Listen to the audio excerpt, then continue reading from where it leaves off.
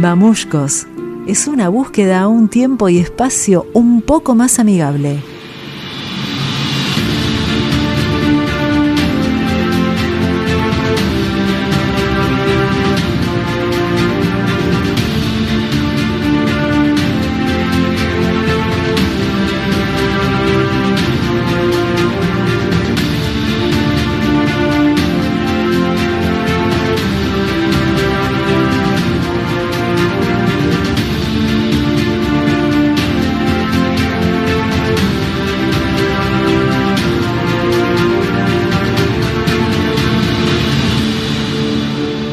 Buenas noches, estamos en un nuevo programa de Mamushkos, un programa muy especial. ¿Cómo estás, Fer? ¿Qué tal? Buenas noches. Sí, hacía mucho que teníamos ganas de hacer este programa. Es un programa que creo que ya de movida sabemos que el tema no lo vamos a terminar, ¿no? Vamos a hablar de algo muy amplio, así que Exacto, es como un primer capítulo para empezar a hablar de algo muy importante que generalmente lo hablamos de costado, pero está ahí, ¿no? El tema de salud mental. salud mental y Salud men- consumos problemáticos, adicciones. Sí, tenemos un invitado muy especial. Estamos aquí con Sebastián Holk. Bienvenido, Seba. Bueno, gracias por la invitación. No, un gusto estar con ustedes. Entonces, te voy a presentar, vos avísame una presentación informal, pero bueno, con Sebastián somos colegas y amigos de la facultad hace mucho tiempo. Sebastián es psicólogo, docente de la Universidad de Buenos Aires, es director de prevención y promoción de salud mental y consumos problemáticos de la provincia de Buenos Aires. ¿Algo más para agregar, Seba? No, está perfecto. En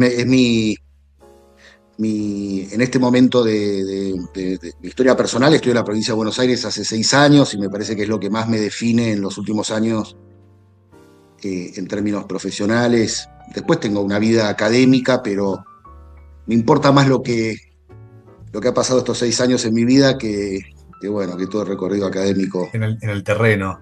Sí. Vos Y sabés bueno, que, Sebastián, que sí. estábamos hablando justo en la previa con Pancho y por eso quería que lo hablemos directamente al aire, que a lo que te dedicás vos luchás con dos pesos pesados.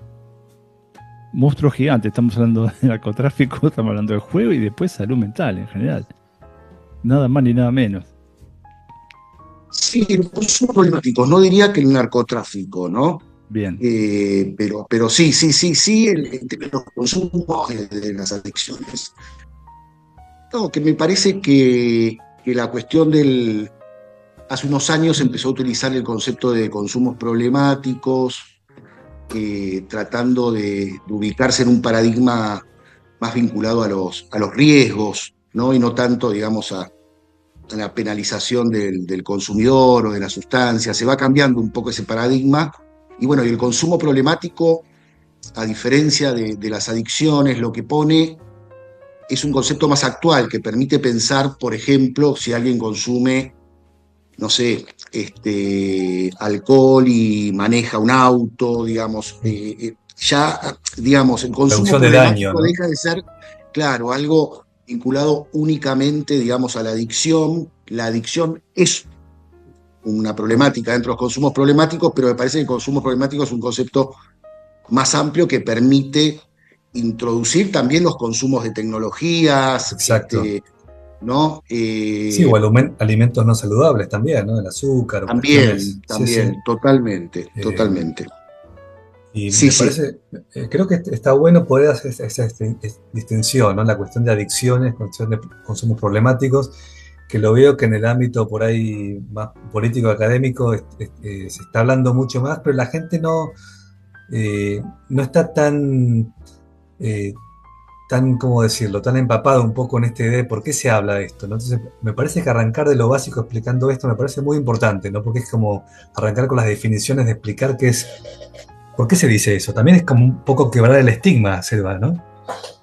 Sí, a mí me parece que, digamos, en la Argentina hay una tradición dentro de salud mental muy, muy importante, digamos, es un país que, bueno, que se reconoce como con mucha tradición dentro de lo que es el psicoanálisis, y la verdad que, digamos, hay una cantidad de psicólogos o psicólogas por cápita, digamos, muy, muy alto, digamos, y en la cultura argentina eso se fue impregnando. Sin embargo, me parece que nosotros estamos desarmando, digo nosotros como todo un movimiento nuevo que hay en la Argentina, vinculado a la salud mental y a la salud pública en particular también, que intenta desarmar algunas representaciones que se fueron armando en la sociedad. Fundamentalmente la idea de que la salud mental tiene que ser abordada nada más y exclusivamente que por profesionales y dispositivos, toda esa problemática, ¿no? Entonces, pareciera que hay profesionales especializados, ¿no? en distintos padecimientos, y que son los únicos que pueden intervenir, digamos, en los tratamientos. Y eso es algo que de una perspectiva más comunitaria, que pueda acompañar los sufrimientos en la comunidad, que pueda, etcétera, eso tiene que ir desarmándose, porque hay otros actores también en la comunidad que pueden tener su lugar, ¿no? Dentro de los padecimientos en salud mental de las personas.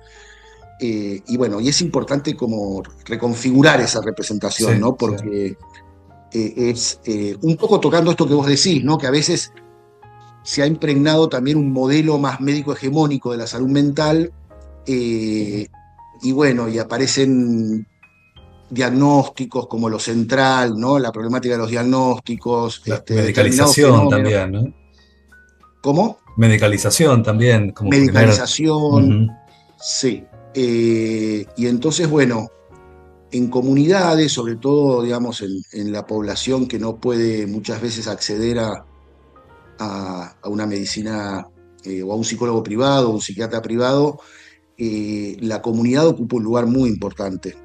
Claro, cómo se baja al llano, ¿no? Desde la parte educativa, religiosa, o no sé, o algunos instrumentos, herramientas que haya en un barrio como para poder Sí. trabajar con la gente, ¿no? ¿Cómo se hace eso?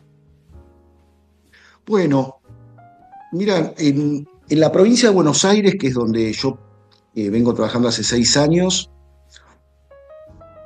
es lo que nosotros llamamos un cambio en el modelo de atención, ¿no? ¿Qué significa esto? En el modelo anterior, médico hegemónico, cuando la cuestión estaba centrada en los diagnósticos, no existían muchas ofertas de lugares distintos a los cuales acudir cuando vos tenías un padecimiento de salud mental. Lo que estaba era el psicólogo, el psiquiatra, en la atención ambulatoria y, digamos, un neuropsiquiátrico si la problemática era más aguda, ¿no? Claro. Digamos, todo el campo de lo que es los dispositivos de internación, ¿no? Y entonces, digamos, dependía un poco de lo agudo del cuadro, pero también los dispositivos que se ofrecían son muy restrictivos. Entonces, si vos tenés a alguien, por ejemplo, que no sé, se interna en una situación aguda y después sale a su casa, pero requiere como de adaptarse a la comunidad en determinadas cuestiones, vinculadas al trabajo, a lo cultural, a lo comunitario, etc. No existen dispositivos de medio camino donde una persona puede acercarse, abiertos o lugares abiertos, donde puede ir a pasar el día, consultar si tiene ansiedad ese día, presentarse, hablar con alguien, pasar buena parte del día, como lugares de referencia, ¿no? Y entonces eso hacía que muchas personas que les costaba llevar cotidianamente su sufrimiento terminen internadas y por largos periodos. Y así es que encontramos los neuropsiquiátricos de la provincia de Buenos Aires con un promedio de 20 años de internación, promedio. Altísimo, ¿Sí? claro. Claro, no hay ningún criterio clínico ya para la internación. No es que las internaciones tienen que ser breves, pasar el tiempo agudo y después esa persona tiene que tratar de vivir en su De comunidad. reinsertarse, ¿no? Claro, porque si no es una puerta giratoria todo el tiempo, ¿no? O está dentro, internado por años, o sale, pero si no tiene esos dispositivos, vuelve a entrar como una crisis. Y vuelve a entrar, digamos, y se arma lo que llamamos una puerta giratoria en el mejor de los casos. En el peor de los casos Sí. es internación Sí, sí. prolongada, de por vida. Y muchas veces las razones no son clínicas. Muchas veces las razones son que esa persona no puede estar, digamos, con una vivienda, con un trabajo, con un dinero para vivir. Entonces, nada, son situaciones que la salud mental es uno de los componentes, pero bueno, hay componentes mucho un componente más. social también.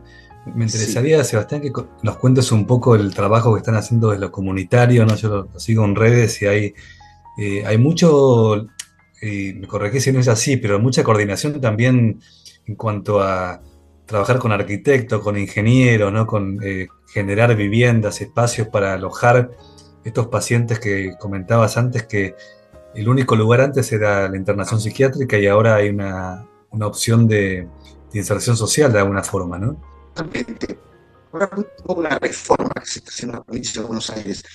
Es importante entender que cuando uno quiere cambiar el modelo de atención y implementar un modelo de atención que tenga presentes estas variables de inclusión social, bueno, tiene que comenzar a transformar todo el sistema de atención, porque antes, como decía, el modelo de atención más médico hegemónico producía un sistema de atención donde estaba la atención ambulatoria y la internación. No había, ¿no? Y la El internación intermedio. general en lugares especializados de internación. Y entonces, ¿qué hicimos nosotros? A esos neuropsiquiátricos monstruos de la provincia de Buenos Aires, iniciamos con creo que 2.100 personas internadas, si mal lo recuerdo. Y bueno, y eran personas que podían externarse, que estaban hace años en los neuropsiquiátricos, pero que bueno, no tenían cómo vivir en la comunidad. Y obviamente cuando uno, digamos, lo dice Galende, cuando uno pasa un año en estos hospitales neuropsiquiátricos, después ya te perdés, no sabés cuál es, si el problema es lo clínico, psicopatológico de esa persona o el encierro, ¿no? El encierro empieza a generar sus efectos también, Claro. donde las personas ni siquiera no quieren, bueno, muchas no querían irse a vivir a otro lado, Bueno, digamos. te iba a preguntar eso. Voy a decir algo en base a una sensación y no a números concretos, pero Sí, me da la impresión de que pensando, entre comillas, entre los dos depósitos de la sociedad, uno es la cárcel y sí. el otro son los loqueros, en la cárcel la gente recibe más visitas. En los manicomios, en las clínicas psiquiátricas, me da la impresión de que las familias, vamos a decirlo de una forma elegante, se olvida bastante de las personas. Entonces, Sí, en los cómo manicomios estableces un no vaso tengas, comunicante con la familia, ¿no? sí, en los manicomios públicos es un lugar de encierro y de abandono, uno puede decir. En las clínicas, nosotros un poco más de presencia, bueno, hay alguien que tiene que dar esos tratamientos, no sé, no voy a pensar en una diferencia ahí, pero sí es un lugar de mucho abandono y te diría de una vulneración de derechos altísima. Para que tengas una idea, los baños no tenían puertas, ni los inodoros, ni en las duchas. Se duermen en lugares donde 35, 40 personas duermen en el mismo lugar, son pabellones grandes, Como la son de clínica otra época, Montes tienen de 100 Oca, ¿no? años, son lugares. Como la clínica Montes de Oca, ¿no? Sí, Fue hecho en 1912, sí. por ahí más o menos. Sí, Opendorf o el Claro. Cabré de Sí. no sé, hay varios. Montes de Oca es un poco más, te diría, como también orientado un poco más a la discapacidad, ¿no? Eh, pero, pero bueno, son lugares monstruosos. Y lo que hicimos fue comenzar a conseguir alquilar mediante un acuerdo con el Banco Provincia y con otros ministerios, porque es una política interministerial, el proceso de desmanicomialización, es decir, de que todas esas personas que estaban posibles de alta y empezamos a hacer todo el proceso dentro de los hospitales, porque bueno, requiere de todo un proceso de convencimiento, de acompañamiento para las personas que están hace 10, 15 años ahí, que no, viste, que están muy, Si no se bueno, decide de un día para el otro, es no, un claro, no es que proceso. le decís, mañana van a una casa en medio de, Ujú. ¿no? Y bueno, y alquilamos viviendas donde van 4, 5, 6 personas, todo eso con un sistema de acompañamiento, de apoyos, ¿no? Porque el 50% tienen apoyos bajos el 25 altos y el 25 medianos, digamos. Ya fueron a la panadería a comprar después de 10 años Sí. establecieron un vínculo con el panadero, la panadera, con el vecino, y la verdad que es muy impresionante el cambio subjetivo que se produce en las personas. Es impresionante. Yo digo que es de las cosas que hemos hecho. Ujú. Siempre que voy a una casa de esas, me emociona mucho porque es muy notorio el Debe ser cambio. muy fuerte. Eh, Sí, sí. Que también sí. es entender al paciente Ahora, como una persona capaz de generar vínculos, no como un número que se pone en un pabellón donde hay que alimentar y mantener en un depósito, ¿no? Sino como, bueno, un ser con potencia, ¿no? Que pueda hacer cosas, que pueda aportar, que puede contribuir a la sociedad, ¿no? exacto. Sí, el que da el modelo un poco de apoyos es digamos, todo lo desarrollado en discapacidad, digamos, ¿no? Aporta un poco el modelo, ¿no? De que la idea, bueno, es que hay personas que requieren de un mayor o menor nivel de apoyo para vivir en una comunidad. Pero no por eso tienen que ser encerradas. Pensemos que también, digamos, la internación prolongada, el encierro, es una decisión médica, digamos, o clínica, ¿no? Puede afectar, digamos, un derecho humano como la libertad, digamos, y bueno, ahí hay que ser muy cuidadosos, ¿no? Y venimos de un modelo donde eso era Sí. moneda corriente, digamos, ¿no? Mamuscos. ¿Qué barreras encontraron, Sebastián, en aplicar este nuevo modelo, ¿no? ¿Con qué obstáculos se encontraron y cómo hicieron, ¿no? Porque no es un Creo trabajo que fácil, ¿no? también lo que hay que entender es que, claro, también lo que hay que entender es que presupuestariamente, digamos, todo este modelo anterior, gran parte del presupuesto iba a estos hospitales gigantes, ¿no? Y entonces eso siempre traía como una dificultad a la hora, digamos, de poder crear los dispositivos necesarios, etcétera, ¿no? Y nosotros lo que fuimos haciendo también en estos casos fue distribuir un poco el personal, digamos, de los hospitales y llevarlos más hacia las casas, ¿no? Obstáculos, te diría que en el modelo de atención, ninguno. Lo que empieza a pasar es que eso es como el papel inicial, que todos aquellos usuarios que terminaban en los hospitales neuropsiquiátricos ahora tengan que ser atendidos, evaluados y en todo caso internados en hospitales generales, que es lo que la ley de salud mental indica. Y nosotros arrancamos con 16 hospitales generales que internaban en salud mental y hoy los 84 hospitales generales atienden e internan en salud mental. Esa es gran parte, digamos, también de la construcción de un sistema de atención, ¿no? Sí. Y después poder construir dispositivos intermedios. La provincia construyó de cero, obra de cero, ladrillo nuevo. La provincia construyó 16 centros comunitarios nuevos, de ladrillo nuevo, digamos. Y son estos dispositivos muy necesarios para aquellos pacientes que tienen un padecimiento importante y que requiere de apoyos en la comunidad, ¿no?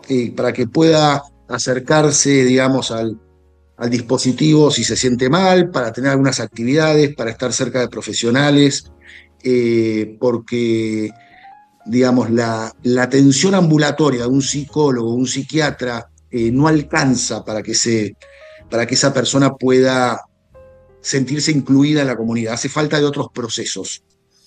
Estaba pensando, Sebastián, hace 6 años arrancaron en pandemia, ¿no? ¿Cómo fue la pandemia?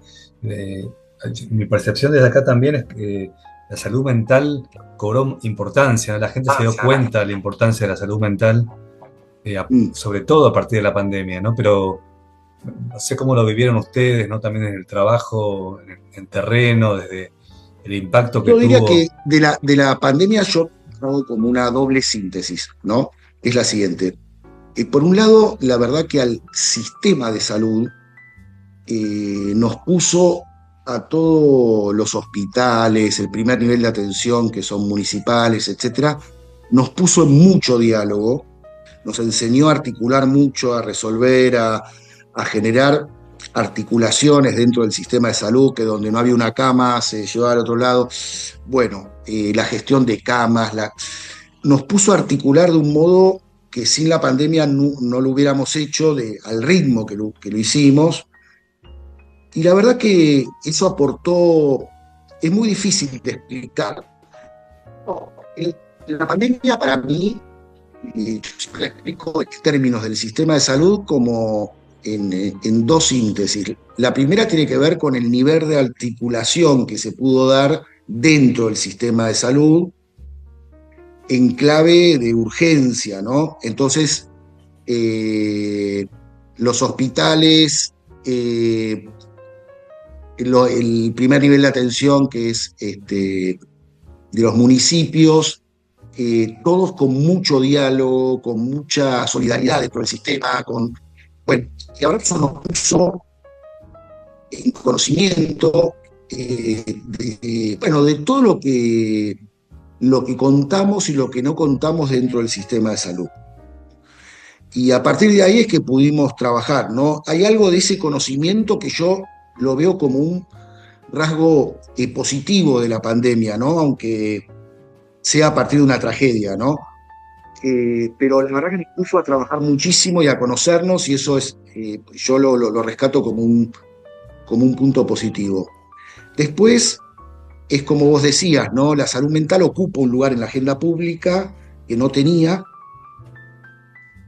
y bueno, y eso en algún sentido produce también mayor demanda, ¿no? Porque hay algo de esa vergüenza que en general generan los sufrimientos en materia de salud mental, ¿no? De ese estigma, etcétera, que cuando se naturaliza y empieza a pensarse como algo más posible de ser enunciado, bueno, aparece mayor demanda, ¿no? Y esto es así. En la provincia de Buenos Aires ha crecido la demanda un 135% desde que iniciamos la gestión. Es decir, más que se duplicó, ¿sí? Y ahí hay como un debate un poco que me parece que no es que hay que elegir uno u otro, pero me parece que por un lado ha aumentado la demanda real, digamos, la cantidad de personas que requieren atención, y por otro lado la provincia de Buenos Aires hizo una reforma de acercar mucho más el sistema de salud, que hace que también se haga uso, ¿no? Digamos, del sistema. Entonces hay por un lado una mayor demanda y también una mayor oferta. Al haber más servicios hay más Claro, uso de los servicios, ¿no? Exacto. ¿Sabes que me quedé pensando que lo transversal que es el asunto, ¿no? Hace, yo calculo 3 años más o menos, acá en Palermo, hubo un problema con un policía llamado Roldán, que una persona con problemas de salud mental había sacado un cuchillo en un café que está en San Martín de Tours y Figueroa Alcorta, y el policía, al no saber actuar, no lo pudo reducir al sujeto lo termina acuchillando y muere el policía, ¿no? Y estaba pensando lo importante que es preparar la fuerza de repente para actuar en determinados casos, que no sea o dejarse matar o agarrar y dispararle a un tipo que está con algún tipo de brote, ¿no? Como que es tan transversal que debería incluir tanto las fuerzas o al cuerpo docente, ¿no? No sé cómo se maneja algo tan grande, digo. Sí, está bueno. Sí, lo primero que hay que decir es que muchas de las situaciones de crisis de salud mental en la comunidad, en los barrios, etcétera, muchas veces acude la policía, ¿no? Entonces, obviamente está bueno pensar cómo poder articular con las fuerzas de seguridad y el sistema de salud en estas situaciones, ¿no? Está el caso Chano, hay un montón de situaciones, ¿no? También, sí. La provincia de Buenos Aires generó un documento y lo vamos trabajando en cada uno de los municipios, donde convocamos a las fuerzas de seguridad y al sistema de emergencias en salud, en donde cada municipio tiene su sistema. Bueno, es bastante complejo, pero escribimos un documento que se llama Pautas, ¿no? Para el Ministerio de Seguridad y para el Ministerio de Salud, de qué hacer en esas situaciones, ¿no? Cuáles son los alcances de las fuerzas de seguridad, hasta dónde pueden, lo mismo, digamos, las fuerzas quiero decir, el trabajo del sistema sanitario. Y bueno, ¿qué pasa si la ambulancia llega primero? ¿Qué pasa si el móvil policial llega primero? ¿No? El detalle. Bueno, y claro, ¿no? Y eso es importante aclararlo porque la locura y la peligrosidad están muy asociados hace muchos años y la verdad que es como el porcentaje menor, digamos, de los casos, ¿no? Para decirlo crudamente, los locos son muy peligrosos también. Los que no son catalogados. Claro, tendríamos que, claro, si nos metemos en la política actual, ya no se sabe. Se complica. Sí. ¿Cómo está impactando la política actual, Seba, en todo el panorama de salud mental, en la articulación que comentaste que comenzó en la pandemia? Porque está muy difícil coordinar, me imagino, ¿no? Asumo, no sé. Sí, yo creo que son dos cosas, me parece, ¿no? Los tiempos actuales en general del mundo, de las redes, ¿no? de este momento en el que no solo en la Argentina, sino en todo el mundo se habla de un modo de vivir muy ansioso, muy complejo.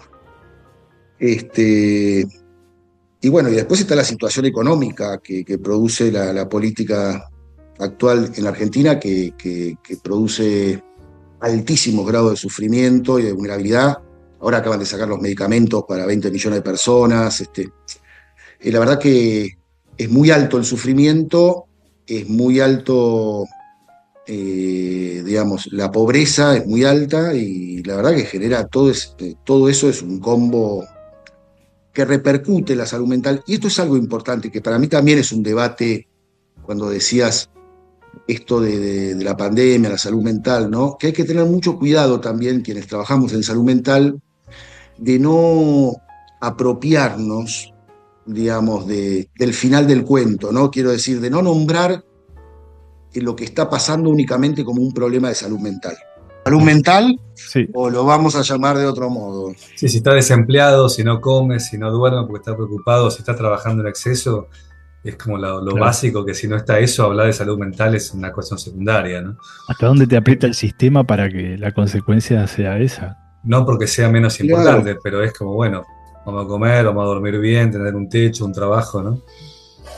No, y si esa persona no puede dormir, tiene ansiedad, tiene ataques de pánico, etcétera, lo atenderá el sistema de salud, digamos, y bueno, y tratará de hacer algo con eso, pero me parece que en términos también políticos, si se quiere, no debemos llamar a eso solo un problema de salud mental, ¿no?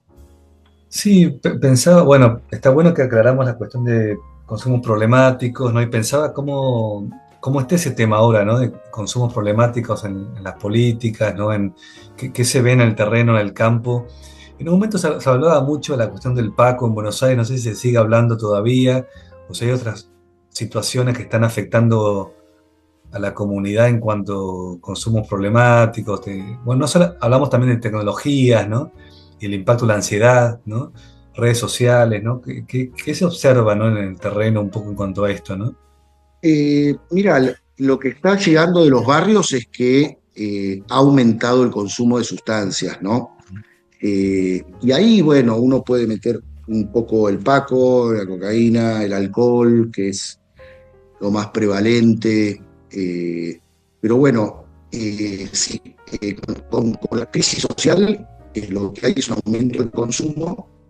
Pero bueno, el consumo también es uno de los elementos que hay que pensarlos más sanitariamente y bueno, y se está haciendo mucho trabajo en los hospitales para que puedan recibir las problemáticas de consumo, ¿no? Porque en general los hospitales son rebotan bastante las situaciones de consumo por la complejidad que traen y demás, Sí, ¿no? sí, sí. Y como siempre es un poco más atendido por especialistas y de otros lados, que si bien pueden tener algún componente, digamos, de estudiar más específicamente, clínicamente, cómo trabajar mejor con las problemáticas de consumo, es como que el sistema de salud entendió que eso no le correspondía y demás, ¿no? Entonces hay un esfuerzo muy grande por tratar de que los hospitales puedan recibir esas personas que traen problemas de consumo y demás. Y después con los consumos digitales, sí, tuvimos el problema de las apuestas que tenemos, ¿no? Quiero decir, hubo un boom así. En verdad, un crecimiento muy grande de las apuestas, legales, ilegales. Bueno, tuvimos que atajarnos todo eso porque nos sorprendió un poco, ¿no? Yo siempre digo que lo loco es que nos haya sorprendido, ¿no? Cuando estaban todos los elementos dados para Claro. que eso ocurra, ¿no? Y que está ligado al tema de pobreza también, ¿no? La esperanza de un milagro, de ganar algo apostando y todo, está muy ligado a... Sacan en sus camisetas los lugares de apuesta. Toda internet está con publicidad, los influencers, no sé qué. Como vos decís, a eso le sumás pobreza, le sumás incertidumbre, Y etcétera. Muchos pibes nos respondían que apostaban para llevar algo de guita a la casa. Claro, la esperanza de generar una solución inmediata y milagrosa, ¿no? También de ganar algo. No, aparte, antes las apuestas las tenías que ir a hacer en una agencia, en un lugar físico. Ahora un adolescente tiene el celular en el bolsillo las 24 horas. Es impresionante. Totalmente. Anda a luchar con eso. Sí. Es imposible, es imposible. Las medidas más importantes que se habían tomado en términos de apuestas era que habían logrado sacar los cajeros automáticos de no sé cuántas cuadras de los casinos para que no haya ese dinero, para que haya como, no, para responder un poco a Fernando, que digamos, para que haya un poco de tiempo entre que se perdía el dinero y se iba a buscar el siguiente dinero, ¿no? Para ver si algo de eso. Ahora te imaginás que con antes en la mano no te dejaban entrar al casino si estabas con problemas, ¿no? Ahora. Exacto, ahora. A menos que te pongas una aplicación que te bloquee el acceso, vos mismo sonaste, ¿no? No, te regalan plata para apostar, es una cosa... Sí, te ofrecen plata para apostar. Y los influencers también cumplen un rol fuerte, los influencers, yo los veo. Mandame un mensaje, sí. Te doy tanta plata, una plata importante que te ofrecen. Sí. Y el marco de las redes, y el ser un propio empresario, y ganar dinero rápido, y un presidente que desvaloriza cualquier, digamos, saber respecto a que no sea hacer dinero fácil. Sí, volvió la timba. Genera un combo muy difícil, ¿no? Volvió la timba. Sí, a mí me parece que fue como una sorpresa para todos. Eso fue bastante difícil como de asimilar qué teníamos que hacer. Pensamos un montón de estrategias, armamos una campaña. Pero me parece que lo fundamental es que, de nuevo, ¿no? Como poder acercar a los pibes a otros proyectos que no sean...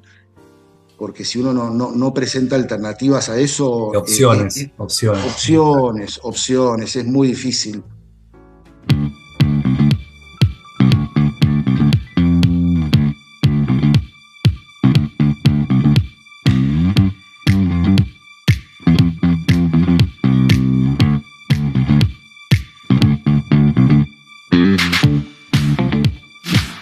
Mamushkos es un podcast de universos paralelos, un diálogo entre dos hemisferios.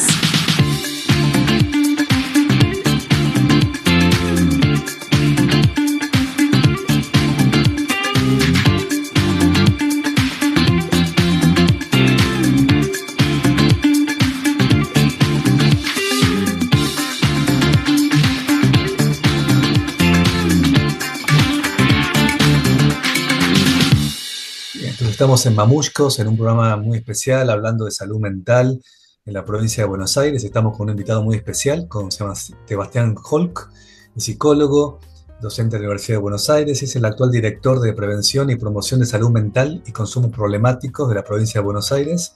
Le seguimos la charla que se viene dando muy interesante. Estamos hablando de las opciones para los jóvenes, ¿no? De la cuestión de internaciones, de la opción de consumos problemáticos también, ¿no?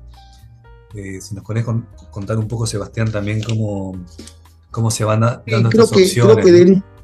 creo que dentro de este marco que estábamos hablando, de la pandemia, el lugar que ocupó la salud pública, perdón, la salud mental en la agenda pública, creo que los jóvenes fueron uno de los actores que más pusieron sobre la mesa, ¿no?, el tema de salud mental.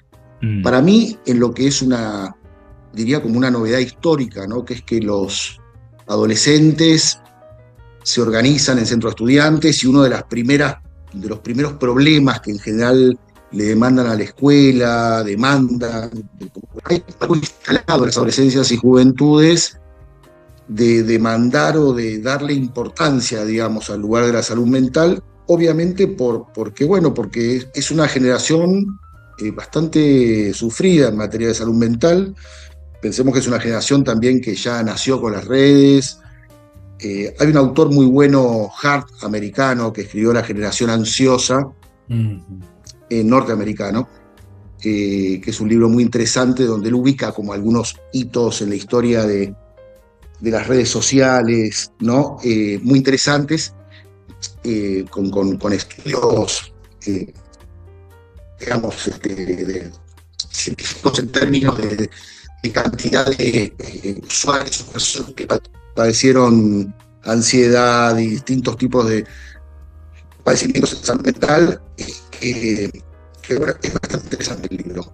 Pero en ese marco, la provincia de Buenos Aires, el gobernador recibe a los centros de estudiantes que le plantean, al terminar la pandemia, la alta preocupación que tenían por la salud mental de los compañeros y las compañeras, y el gobernador nos escribe o nos llama y decidimos hacer un programa que se llama La Salud Mental entre todos y todas, que es un programa que tiene firma de dos ministerios, del Ministerio de Educación y el Ministerio de Salud, en el que distintos trabajadores de salud mental que están en todo el territorio de la provincia, en hospitales, en centros de atención, etcétera, van a las escuelas a escuchar a los chicos, ¿no?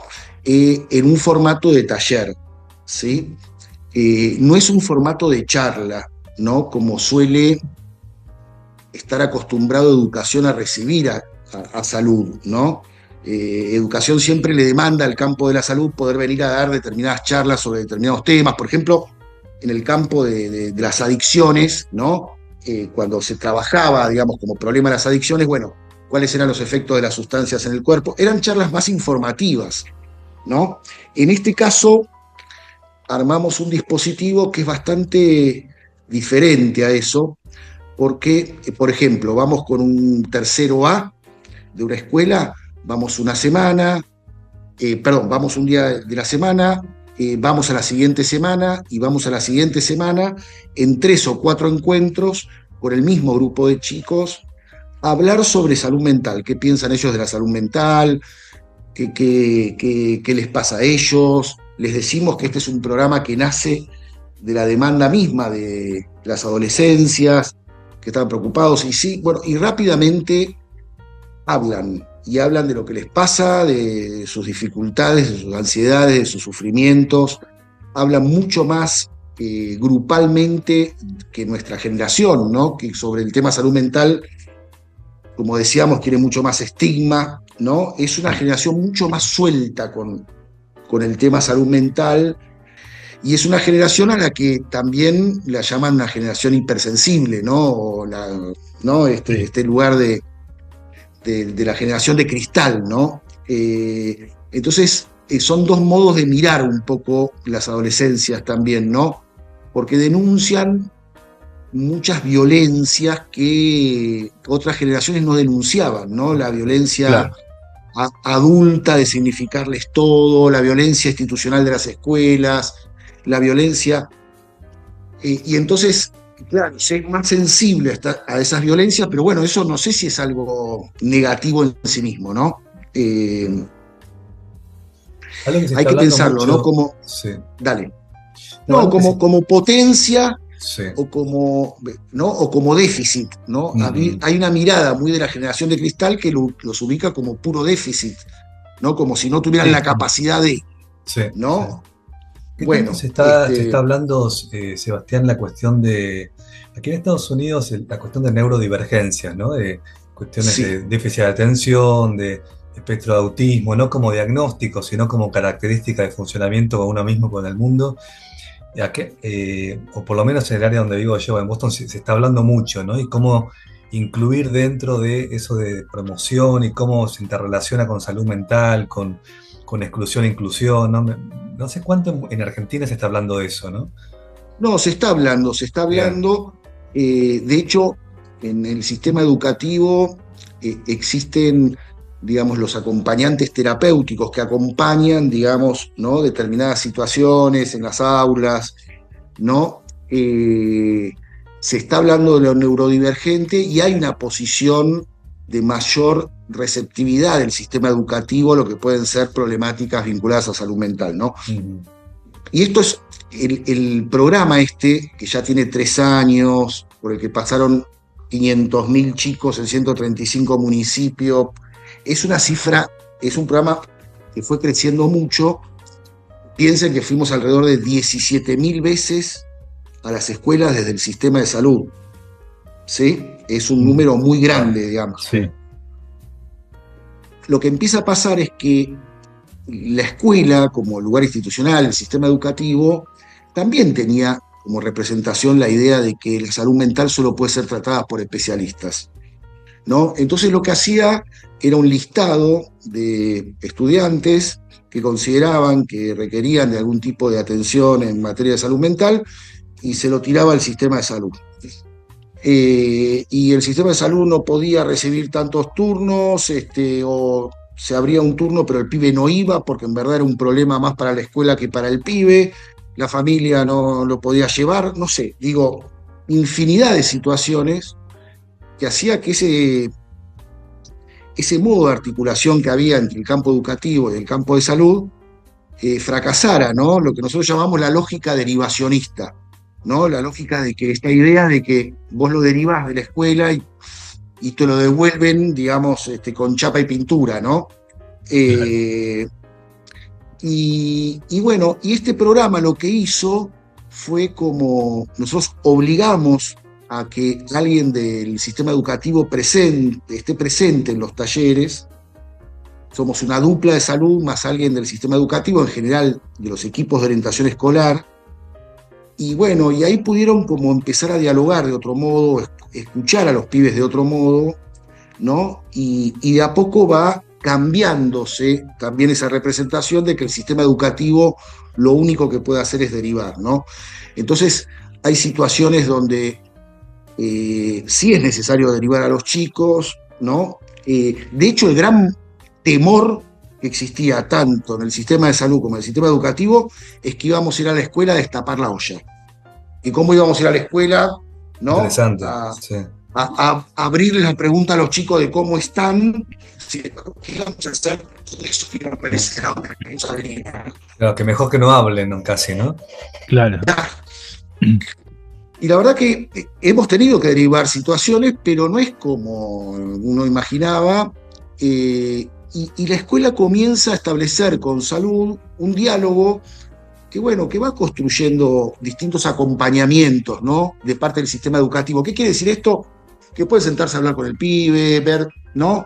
Digamos que no cualquier pibe que esté angustiado o mal requiere una derivación, ¿no? Pero Bueno, aparte, hay algo. estoy pensando, en la provincia de Buenos Aires, los que nos hemos criado en el conurbano, en mi caso en La Ferrere, una cosa es estar en lo que es toda la región urbana, pero después también tenés muchas zonas rurales, entonces tenés que llegar a un Total. lugar. Y hoy en día tenés a la persona que vive en la ruralidad, tenés acceso a redes sociales, tenés un montón de cosas, entonces empieza a haber problemáticas que eran por ahí más típicas de la urbe, quizá empiezan a llegar también. Absolutamente. Sí, porque yo diría que lo que produce formas de habitar el mundo, de sentir, de pensar, son más globales hoy, ¿no? Claro. Inclusive, ¿no? Y entonces, como vos decís, y se dan en comunidades muy conservadoras también. Entonces vos tenés que las altas tasas de suicidio, por ejemplo, suele ser en comunidades más conservadoras, ¿no? No la cantidad de suicidios, la tasa, ¿no? Por cantidad de habitantes. Claro. En comunidades más conservadoras que en otras más del conurbano, por decirlo de un modo, ¿no? Sí. Claro. Pienso en el efecto que tenía la televisión por cable antes, ¿no? Que por ahí en pueblitos, en la ruta, alejados, se veía una antena parabólica. Y bueno, el efecto de la TV por cable, que antes era así como muy aislado, no tan aislado, pero era la forma de llegar al mundo, hoy en día con el celular en todos lados, ¿no? Totalmente. Accedes a todo muy rápido, ¿no? Totalmente, totalmente. Sí, y hemos ido a un montón de escuelas rurales. Y hay escuelas rurales que tienen proyectos muy comunitarios, porque muchas veces se quedan los chicos a dormir, depende de las distancias, proyectos muy lindos, y notamos que en las escuelas rurales, inclusive, hay menos tipo de sufrimientos, ¿no? En algunos lugares, digamos, ¿no? Porque, bueno, arman unas escuelas mucho más cercanas, digamos, ¿no? Instituciones más cercanas. Más comunidad, de alguna forma. Sí. Algo que pensaba también, Sebastián, mencionaste, bueno, la cuestión de promoción también, ¿no? Cómo hablaste mucho de la cuestión de, bueno, no es solamente el profesional el que va a enseñar o el que va a asistir en situaciones o atender situaciones de salud mental. Y bueno, y en las redes veo mucho también que hay mucho laburo de formación, ¿no? De la formación de trabajadores, no solamente del sector salud, sino también de gente de diferentes áreas, formación en cuanto a salud mental, que eso me parece muy interesante, ¿no? Porque eso es algo que ya se recomendaba desde antes en la OMS también, ¿no? Que bueno, cómo enseñar a gente de la comunidad cuestiones de salud mental, ¿no? Si nos podés contar Sí, un poco ese laburo de formación, ¿no? Bueno, es que todo el cambio de modelo de atención, de ese modelo médico hegemónico, de que el único que puede atender es un psicólogo o un psiquiatra, digamos, también requiere de que distintas áreas de gobierno, distintas asociaciones sociales, civiles, se vayan formando. Por ejemplo, los clubes, ¿no? Los clubes demandan un montón de conocimiento. Los clubes en muchos barrios son lugares sumamente importantes y requieren de formación, ¿no? Porque, de nuevo, el viejo paradigma lo que hacía era como limitar la posibilidad de dialogar con las personas porque parecía que se abría algo que solo un profesional podía abrir, ¿no? Entonces, si vos preguntabas algo y un pibe hoy te cuenta un sufrimiento personal y no se sabe muy bien qué hacer con eso, ¿no? Y entonces te piden herramientas, te piden, ¿no? Y bueno, y hay toda una formación que hacemos en la provincia de Buenos Aires, ya llevamos 34.000 personas formadas en distintos cursos sobre distintos temas. Por ejemplo, para los clubes hacemos sobre consumo, sobre salud mental, sobre consumos digitales. Bueno, y la escuela participa, los trabajadores de las escuelas participan mucho en la formación y demás. Sí. Pero bueno, este programa que te contaba antes, las escuelas también tienen formación en situación, diría, ¿no? Como que alguien que participa del sistema escolar pueda presenciar un taller y hablar con los pibes y ver un poco cómo se manejan, digamos, qué es lo que están planteando. Es muy interesante para el sistema educativo. No, me quedé pensando que era como enseñar un curso de RCP. ¿No? Algo así sería. Sí. Está buena la charla porque a partir de salud mental yo soy psicólogo también, pero bueno, no deja de sorprenderme a mí mismo también, como a veces uno mantiene áreas como invisibilizadas también, ¿no? Y cómo las épocas van abriendo áreas, también mencionaste consumos problemáticos que tú explicaste al principio, cuestión de neurodivergencias, cuestiones de padecimientos más graves y crónicos, ¿no? De salud mental que obviamente existen y necesitan ser tratados también. Y pensaba también la cuestión, Sebastián, de LGBT, ¿no? La cuestión de cómo la salud mental también impacta especialmente a comunidades que no son la mayoría hegemónica en cuanto a cómo identificación de género, de sexualidad, ¿no? Y que notan en el trabajo de campo en cuanto a la intersección entre personas no binarias, ¿no? Personas gay, que y cómo se relaciona la cuestión de salud mental, ¿no? Sí, yo creo que todo el movimiento LGBT, el movimiento feminista, yo no creo que, por ejemplo, los chicos de hoy, los adolescentes, puedan decir la palabra salud mental de un modo mucho más natural, más cercano y sin todo ese movimiento previo, ¿no? Creo que algo abrió, digamos, de la idea de libertad y de la idea no sé, de las identidades. Y bueno, fue un campo que para los adolescentes abrió mucho, ¿no? Abrió mucho. Me parece que ha sido un movimiento, digamos, que se ha servido, digamos, de todo este movimiento previo político, y que en el campo de la salud mental, por lo menos en el que trabajamos nosotros, con base en la comunidad, con inclusión y demás, los colectivos LGBT, etcétera, son colectivos muy, muy compañeros, ¿no? Etcétera. Y después, bueno, como, digamos, también un movimiento de despatologización, ¿no? De todo eso que siempre, digamos, para el paradigma anterior, siempre rozaba, digamos, lo patológico, ¿no? Sí, sí, lo desviado de alguna forma, ¿no? Pensaba también la cuestión de la ley de salud mental, ¿no? Que ahora está en riesgo, que hay amenazas de cambiarla, ¿no? ¿Cómo ves ese panorama, ¿no? De la ley de salud mental en Argentina? Bueno, tiene que ver con esta lucha de paradigmas. Antes existía un paradigma donde con una firma de un médico psiquiatra se podía internar. Eso hizo que muchas personas fueran internadas de manera preventiva, o inclusive no fueran externadas también de manera preventiva. Y la nueva ley de salud mental lo que pone, digamos, a jugar es el concepto de riesgo, ¿no? Riesgo para sí o riesgo para terceros. Y eso tiene que ser evaluado por un equipo interdisciplinario. Eso hace que los saberes, por un lado, sean interdisciplinarios, ¿no? Que amplía la capacidad de evaluación, digamos, de la persona. No es lo mismo que sea, digamos, la evaluación hecha por un trabajador social, que debe evaluar la situación más contextual de la persona, etcétera, que sin ella, ¿no? Y la idea de la ley de salud mental es que la internación debe ser una internación corta. La ley de salud mental lo que dice es que la internación tiene que ser el último recurso terapéutico, porque no es joda quitarle la libertad a una persona, no. Es digamos, el encierro, ¿no? Porque sí. Claro, y entonces, y después lo que sigue es que, bueno, que la internación tiene que ser acorde, digamos, al episodio agudo, a que pase el episodio agudo.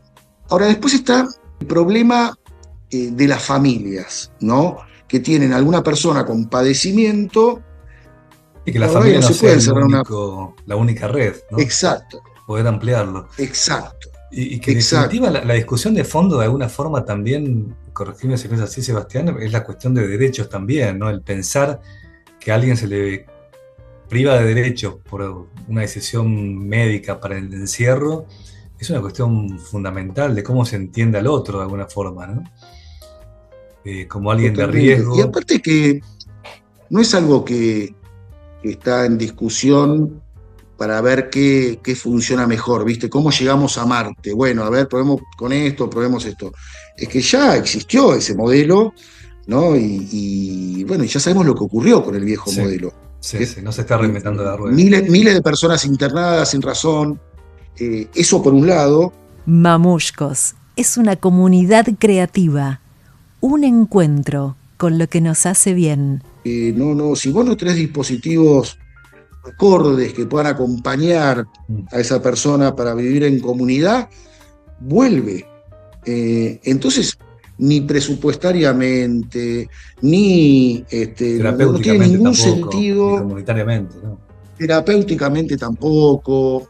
No. Sí. Bueno, y ahora, ¿cuál es el problema de la ley? El problema es que hay internaciones que tienen que ser involuntarias. Y la persona no decide internarse por sí misma. Y para eso que se va en contra de la voluntad de la persona, se requiere una evaluación. Y muchos sectores, sobre todo médicos, psiquiatras, quieren que eso se decida con una firma y no con una evaluación del riesgo, digamos. Y bueno, la evaluación del riesgo tarda un poco más de tiempo, hay que tener los equipos adecuados, etcétera. Pero bueno, hay que generar, es un problema de presupuesto, no es un problema de la ley. Cuando uno discute con las personas que están en contra de la ley y le decís, pero ¿qué artículo está mal de la ley? No saben muy bien decir, porque en verdad le quieren decir, quieren hacerle decir a la ley algo que no dice. Es un problema presupuestario, no es un problema de la letra de la ley. Y cada tanto aparecen esos sectores, hoy, esta semana, con mucha fuerza, porque dicen que van a presentar un proyecto en senadores y diputados, y bueno, es probable que lo presenten, vamos a ver cómo va.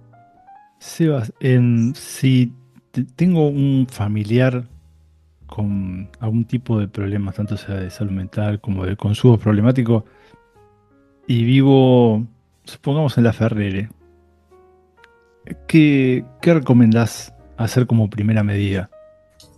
¿A quién me acerco? Está buenísimo.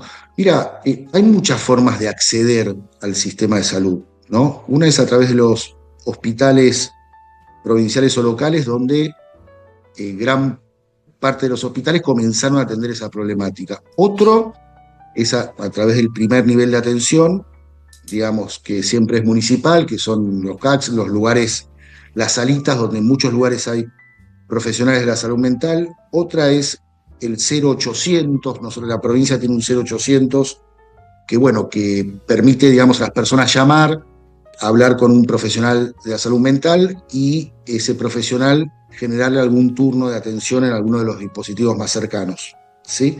Es un dispositivo, el 0800, que funciona bastante bien. Y bueno, y después cada territorio es cada territorio, ¿no? En el campo de los consumos problemáticos hay muchos dispositivos con acuerdos con el Estado, digamos, no sé, hay dispositivos también vinculados a las iglesias.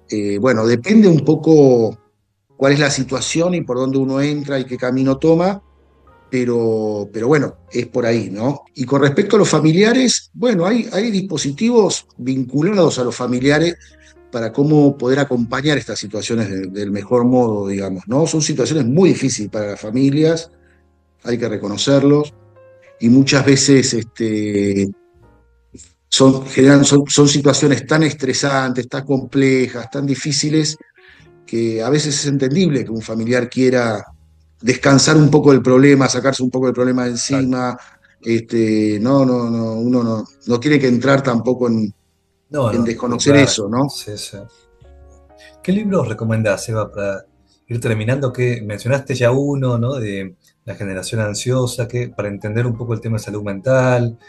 Sé que se han publicado libros últimamente en cuanto a consumos problemáticos, ¿no? En cuanto mencionaste el tema de la pandemia también, ¿no? A ver, yo sí tengo que... El proceso de reforma que se está llevando adelante en la provincia de Buenos Aires es uno de los procesos de reformas, yo diría que es el proceso más importante de reforma de salud mental que la Argentina ha tenido, ¿no? Por la cantidad de presupuesto, de cambios que hubo en la construcción del sistema. Construir un sistema es pensar cuáles son, recién en relación a lo que decía Fernando, ¿no? Bueno, cuáles son las partes del sistema, qué función deben cumplir esas partes, ¿no?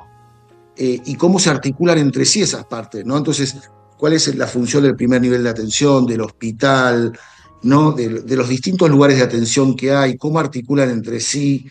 Hay una falsa representación de cómo trabaja el dispositivo de a 4 cuadras con el cual podría uno articular y acompañarse y demás. Y todo eso que nosotros fuimos construyendo estos 6 años, para una guía para atender los consumos problemáticos, cómo trabajar en hospitales, el programa en las escuelas, el tema de suicidio, las pautas con el Ministerio de Seguridad para situaciones de urgencia en situación de calle. Bueno, todo eso está en la página, la Subsecretaría de Salud Mental, que hay un link ahí con los documentos y la historia un poco del trabajo que nosotros venimos haciendo. Hay también un documental, El porvenir de la vida en común, Es un documental que cuenta el proceso de desmanicomialización y que está en YouTube, ¿ya? Donde le hacemos entrevistas a las personas que estaban internadas y después esas mismas personas viviendo en una casa y yendo a comprar helado, ¿Cómo pidiendo se llama el documental? ¿El porvenir? el porvenir de la vida en común. Qué interesante. Eso para recomendar un poco la reforma en materia de salud mental. Después, para el tema, digamos, de las juventudes, bueno, hay varias, digamos, hay documentos. Recomiendo mucho el libro de La generación ansiosa. Ahora estoy leyendo un libro sobre suicidio, pero no recuerdo el nombre, que también está muy bueno. Si nos mandás una foto de las tapas de los libros que recomendás, así las ponemos en las redes, estaría buenísimo. Eso. Buenísimo, buenísimo. Pero recomiendo mucho que vayan a la página a mirar los documentos que hay. Uh-huh. Son documentos, muchos para la comunidad también. Qué bueno. Bueno, muchas gracias, Sebastián, por la charla. La verdad que está buenísimo. También la idea es acercar a los oyentes del podcast y que lo compartan con gente que le interesa este tema. Es un tema que por ahí, para los que somos del ámbito de la psicología, suena muy familiar, pero es importante recordarnos que no todo el mundo habla o sabe o entiende un poco esto, y hablarlo desde el llano, como una charla que me parece muy importante, ¿no? Así que gracias por sumarte hoy al podcast, Sebastián. Sí, muchísimas gracias, favor. y te vamos a estar convocando, molestando nuevamente, porque hay un tema con el que queremos trabajar y sabemos que sos especialista también, así que más adelante seguramente surgirá otra charla. Cuando quieran hacemos parte 2, 3. Dale, buenísimo. Muchas gracias. Gracias, Sebastián. Chao. Buenas noches, que descanses. Buenas noches.